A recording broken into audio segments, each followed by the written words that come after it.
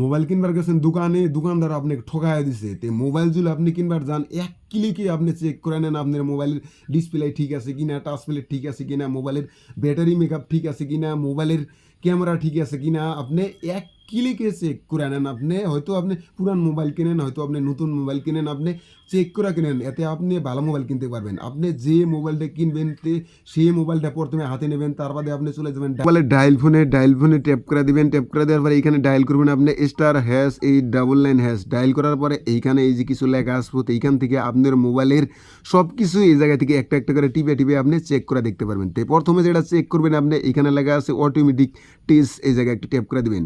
Tap দেওয়ার পরে এই যে এখানে একটা লাল কালার চলে আসবো, আবার ফেরে এখানে টাচ করে দেবেন, আবার ফেরে আপনি ডিসপ্লের উপরে টাচ করে দেবেন।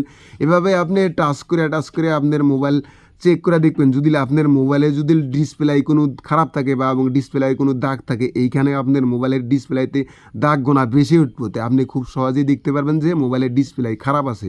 তো এইখান থেকে আবার ব্যাগে চলে যাবেন। ব্যাগে চলে আসার পরে আপনার এইখানে লেখা আছে ফাইল, এই জায়গায় একটা ট্যাপ করে দেবেন।